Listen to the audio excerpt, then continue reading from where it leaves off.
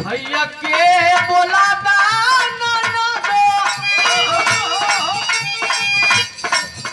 भैया के बोला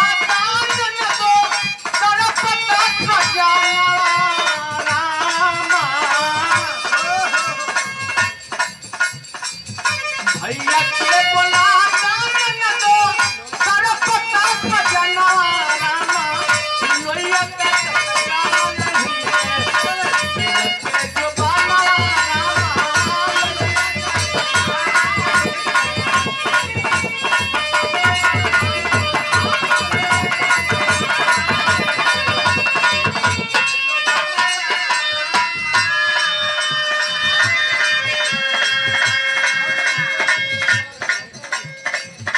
ये गीत हमारे अखिल भारतीय विरहा लोक समिति गाजीपुर के आप मंत्री और हमारे गुरु जी श्री श्रीनाथ यादव जी ने लिखा है।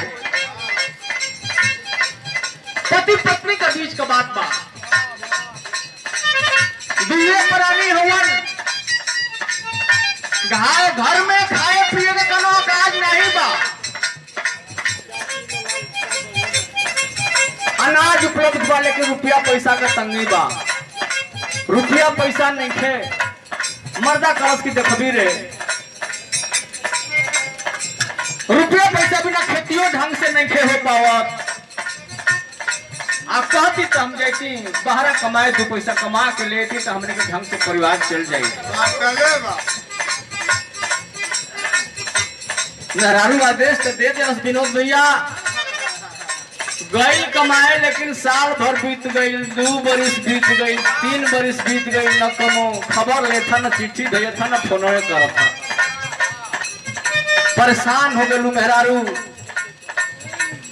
उझाट पे ही नहीं थे कहा कि कौना सौतन संगे काटा तड़ा चानी लगा के मच्छरदानी न जाऊ।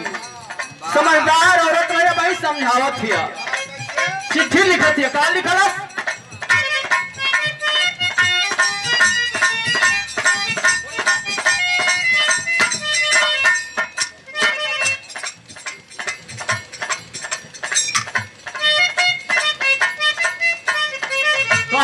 का कलस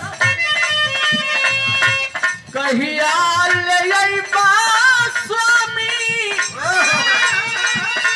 करियो में एगो मेहरुए कहले रहे भैया के बुला जा नंदू तरफ पता खजनवा।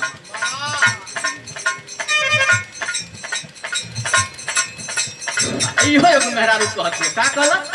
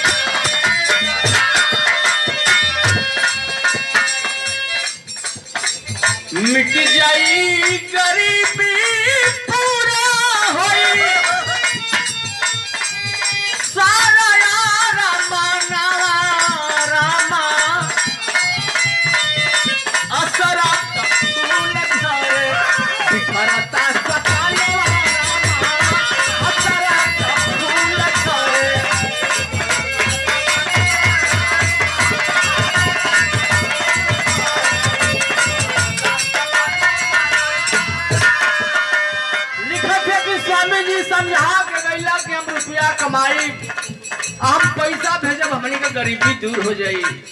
लेकिन ई का करत हुआ बहुत दिन बीतले को भेजना न पतिया।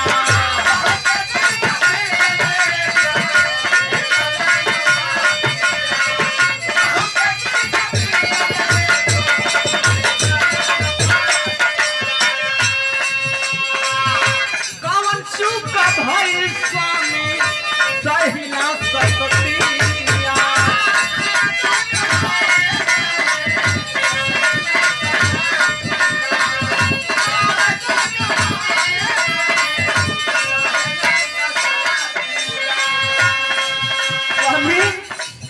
हमसे कौन गलती हो गई कमाए गईला ने चिट्ठी भेजला ने कोनो खोज खबर दिहला। कहा थे चिट्ठिया में लिखत है